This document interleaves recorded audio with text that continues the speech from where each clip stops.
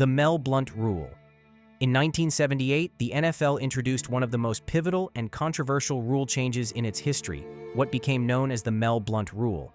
The league announced that defensive backs could no longer make contact with wide receivers beyond 5 yards of the line of scrimmage. Any further contact would be flagged as illegal, carrying a penalty and an automatic first down. This change wasn't random. It was aimed directly at Pittsburgh Steelers cornerback Mel Blount, whose bump-and-run coverage had defined the 1970s. Blount's physical dominance was a cornerstone of the Steelers' Steel Curtain dynasty, shutting down passing games and contributing to low-scoring contests in what was called the dead ball era. In 1977, teams averaged just 17.2 points per game, and the NFL's leadership saw an opportunity to boost offense and fan excitement through regulation.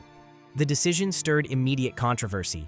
Defenders argued it stripped away the toughness that had long been central to football, giving receivers an artificial advantage. Critics accused the league of catering to television audiences and ticket sales rather than preserving the balance between offense and defense. To many, it was a clear signal that the NFL wanted to move away from bruising, defense-first football and tilt the game toward quarterbacks and star receivers. Yet, the long-term impact was undeniable.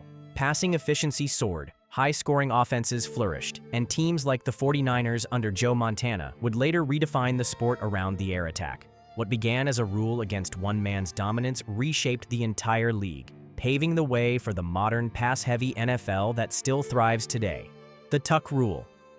In 1999, the NFL introduced the Tuck Rule, a regulation that stated if a quarterback's arm was moving forward when he lost the ball, even if he was in the process of pulling it back to tuck, it would be ruled an incomplete pass, not a fumble. The idea was to give officials a clear standard and protect quarterbacks from ambiguous rulings. But the rule's most infamous moment came on January 19, 2002, in the AFC divisional playoff between the New England Patriots and the Oakland Raiders. With under 2 minutes left, Tom Brady dropped back in a snowstorm at Foxborough Stadium. He was hit by Charles Woodson, the ball came loose, and the Raiders recovered. It looked like the game was over. After review, however, referee Walt Coleman cited the Tuck Rule. Because Brady's arm had been moving forward as he tucked the ball, the play was overturned to an incomplete pass. The Patriots retained possession, tied the game with a field goal, and won in overtime, launching the Brady-Belichick dynasty. The decision was condemned by Raiders fans and many others as protecting quarterbacks too much and undermining defenses. Even Tom Brady later admitted, "It might have been a fumble." After years of backlash and inconsistent application, NFL owners voted 29-1 in 2013 to abolish the rule. Only the Steelers opposed the repeal, while the Patriots and Redskins abstained. Though gone, the Tuck Rule remains etched in history as one of the league's most controversial rules, remembered for a single snowy night that changed football forever. The Catch Rule.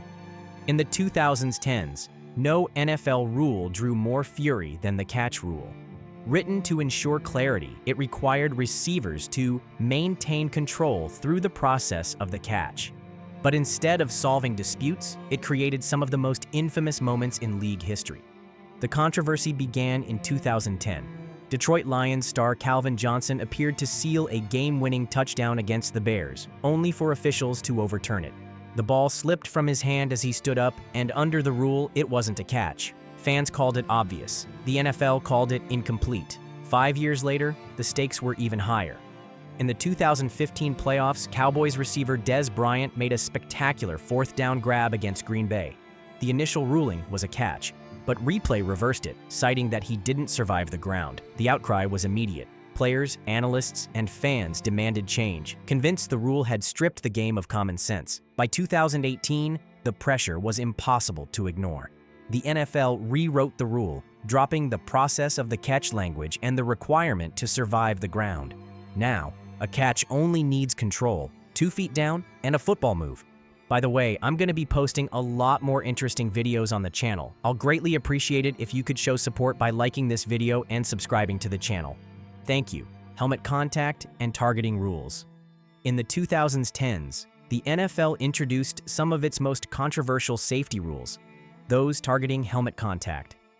After a series of violent, high-profile hits and growing concerns about concussions, the league moved to penalize defenders for striking with the crown of the helmet or making contact with an opponent's head or neck area. By 2011, protections expanded to cover so-called defenseless players, and hits once considered highlights were now drawing 15-yard penalties, fines, and even the threat of suspension. The reasoning was clear. Mounting medical evidence tied repeated head trauma to devastating long-term effects, including CTE. The league needed to act. But the fallout was immediate. Players like James Harrison openly criticized the changes, calling football too soft, while defenders across the league argued the rules forced hesitation in moments that had always been instinctive. Fans echoed the frustration, pointing to inconsistent enforcement and the difficulty of distinguishing malicious intent from accidental contact. By 2017 and 2018, the NFL doubled down, creating rules that allowed referees to penalize or even eject players for lowering their helmets to initiate contact. Still, unlike the NCAA's targeting rule, the NFL stopped short of automatic ejections, leaving discipline largely to league review. The result was a fundamental shift in the way defense was played. Receivers began crossing the middle of the field with less fear, while linebackers and safeties had to relearn their craft. These helmet contact rules remain some of the most debated in football history, transforming the NFL from a league defined by brutal collisions into one wrestling with the balance between hard-hitting entertainment and long-term player safety. Overtime rule changes. Overtime in the NFL has never been short of controversy. For decades, the rule was simple sudden death. The first team to score won the game, no matter how. But in 2010, league owners voted to change the system. Data showed the coin toss had a heavy influence, with the receiving team often winning. So, a new rule was introduced. If the first possession ended in a field goal, the other team would get the ball. But if it ended in a touchdown, the game was over right there. Still, the debate only grew louder. The turning point came in January 2022 after the unforgettable Bills-Chiefs divisional playoff game. Kansas City won the toss, drove for a touchdown, and Buffalo's offense never took the field. Fans and players alike called it unfair, arguing that a coin flip was deciding the outcome of some of the NFL's biggest games. That spring, owners approved another major update. Beginning with the 2022 postseason, both teams were guaranteed at least one possession, regardless of what happened on the opening drive. The goal was to make overtime feel less about luck and more about football. Coaches now had to rethink strategy, knowing both sides would touch the ball. Games could last longer, but the rule brought a new sense of fairness to the league's most dramatic moments. Today, overtime no longer rests on the flip of a coin, but on which team can seize its chance when everything is on the line. Pass interference reviews. January 20th, 2019. The NFC Championship game in New Orleans ended with one of the most infamous officiating mistakes in NFL history. Rams cornerback Nickel Roby-Coleman leveled Saints receiver Tommy Lee Lewis before the ball arrived, a clear case of pass interference. But no flag was thrown. The no call kept New Orleans out of the Super Bowl and triggered national outrage. In March of that year, NFL owners responded. By a 31-1 vote, they approved a one-year experiment allowing coaches to challenge pass interference calls and non-calls. For the first time, one of the game's most subjective penalties could be reviewed on replay. The rule was designed to correct obvious mistakes, with reversals permitted only when clear and obvious visual evidence existed. But the fix quickly became a fiasco. Calls that looked blatant were upheld, while others were overturned inconsistently. Coaches burned challenges in frustration, fans complained about delays, and officials admitted the process was confusing. Out of 81 challenges during the 2019 season, only 13 were successful. Even the league's own executives later admitted the rule failed miserably. By May 2020, the NFL quietly let the experiment expire. What began as an effort to restore fairness instead magnified controversy. In the end, the league discovered that some mistakes, however painful, might be better left as part of the human element of the game. Kickoff rule changes. In 2011, the NFL took one of its boldest steps toward player safety, moving the kickoff spot from the 30-yard line to the 35. The league's goal was clear: encourage more touchbacks, reduce violent collisions, and lower concussion rates. And it worked. Concussions on kickoffs dropped by nearly 40%, while the number of returns fell dramatically. But not everyone was on board. Return specialists like Devin Hester and Josh Cribbs spoke out, warning that the rule erased one of football's most electric moments. By 2018, the league doubled down with even stricter changes. Coverage players were no longer allowed to get a running start. Return teams had to line up in a confined setup zone. Wedge blocks were banned, and any kickoff into the end zone became an automatic touchback. These moves again cut down high-speed impacts, and the NFL reported a 38% reduction in kickoff-related concussions compared to earlier seasons. Yet, while the league celebrated safer play, critics argued that the excitement was gone. What was once a game-breaking moment, a chance for instant momentum, had become routine, almost invisible. Today, the kickoff stands as one of the NFL's most debated rule changes, a symbol of the league's constant struggle to protect players while preserving the thrill that defines the sport. The Holy Roller Rule.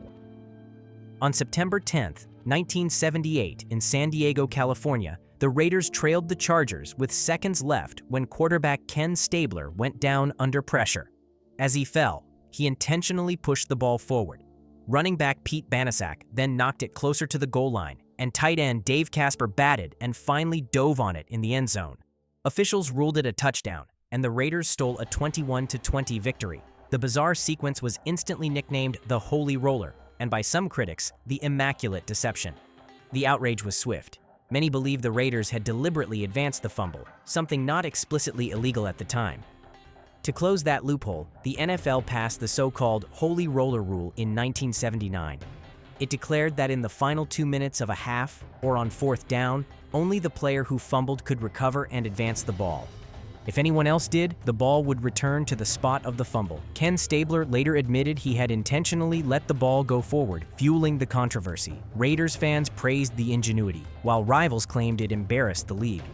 Whatever the interpretation, the impact was permanent. The rule erased the possibility of planned fumble plays and reshaped how teams handled desperate late-game moments. Decades later, the Holy Roller remains one of the strangest, most consequential plays in NFL history, a single act of chaos that forced the league to rewrite its rulebook. The number rule change. In September 2021, the NFL season opened with a change that caught every fan's eye: the expansion of the jersey number rule. For decades, the league had strictly controlled which numbers each position could wear, keeping order and tradition intact. But in April 2021, NFL owners voted to loosen those restrictions.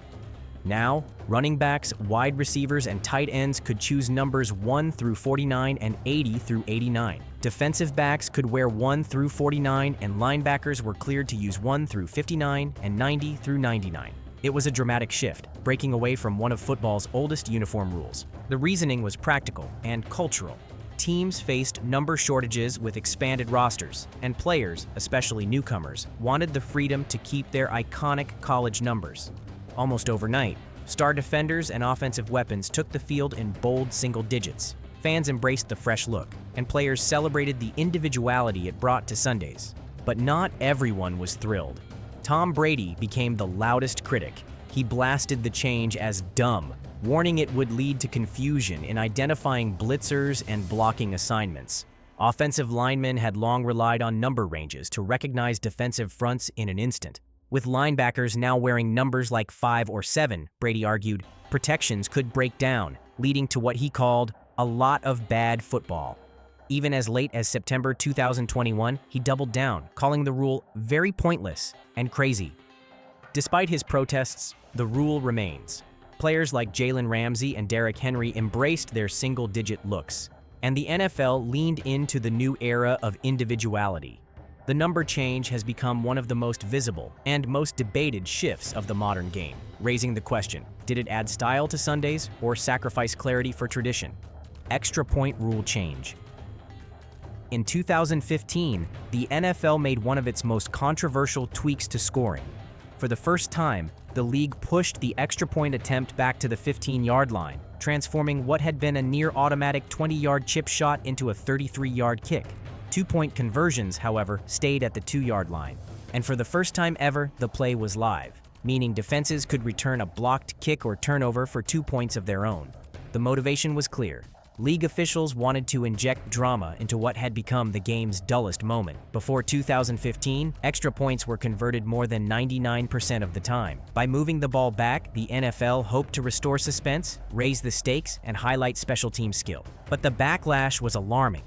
Traditionalists argued the league was tampering with ritual, taking away a moment that was dependable and ceremonial. Kickers worried about added pressure and safety, while fans questioned whether unpredictability was worth the cost of altering tradition. The impact was undeniable. Accuracy dipped to around 94 to 95% in the first seasons, making misses suddenly decisive. Coaches grew bolder with two-point attempts, and games began swinging on what had once been an afterthought. By 2016, the rule was made permanent, and today, the extra point remains a 33-yard test, one of the smallest but most lasting changes in NFL history. Horse collar tackle ban. In 2005, the NFL introduced one of its most infamous safety rules, the ban on the horse collar tackle. This maneuver, where a defender yanked down a ball carrier by grabbing inside the shoulder pads or jersey collar, had been legal for years. But after a rash of injuries during the 2004 season, it was officially outlawed, forever remembered as the Roy Williams rule. The change was sparked largely by Dallas Cowboys safety Roy Williams, who was responsible for multiple high-profile injuries.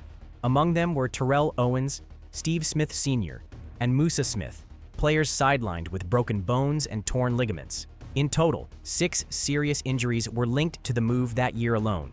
On May 23, 2005, NFL owners voted 27-5 in favor of banning it, despite opposition from teams like the Cowboys and Patriots.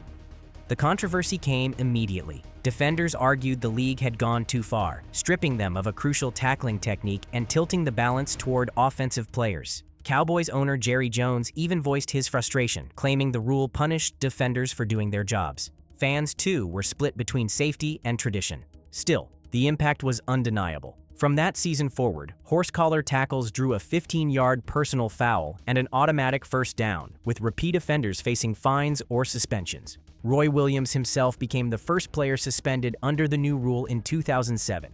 Over time, the rule expanded to cover tackles by the back of the jersey and eventually influenced college and high school football. What began as a reaction to one player's notorious hits became a defining moment in the NFL's ongoing struggle between protecting players and preserving the game's rugged edge. The Rooney Rule. In 2003, the NFL introduced one of its most consequential and debated policies, the Rooney Rule. Named after Steelers owner Dan Rooney, it required teams to interview at least one minority candidate for head coaching jobs. The move came after years of criticism that, despite the league's majority of players being black, opportunities in leadership remained overwhelmingly white. The intent was clear: to expand access and ensure talented minority coaches were given a fair shot. Over time, the rule expanded to general managers, coordinators, and even quarterback coach positions. In 2020, it was strengthened further, requiring teams to interview at least 2 external minority candidates for top jobs, and mandating at least 1 minority or female coach on the offensive staff. Incentives, such as compensatory draft picks for teams that develop minority hires, were also introduced. But the rule has never been without controversy. From the start, teams were accused of conducting sham interviews with no intent to hire, simply to check a box. Lawsuits, most notably from former coach Brian Flores in 2022, exposed the gap between policy and practice, raising the question of whether the rule encouraged genuine change or just token gestures. 2 decades later, its impact is undeniable but incomplete. The NFL has seen progress with a record number of minority head coaches in 2025, yet critics argue the league still struggles with equity at the highest levels. The Rooney Rule remains a symbol of both progress and frustration, proof of how difficult it is to legislate fairness in the game beyond the field. If you enjoyed this video, I'm going to be posting a lot more interesting videos on the channel. I'd greatly appreciate it if you could like and subscribe. Thank you very much.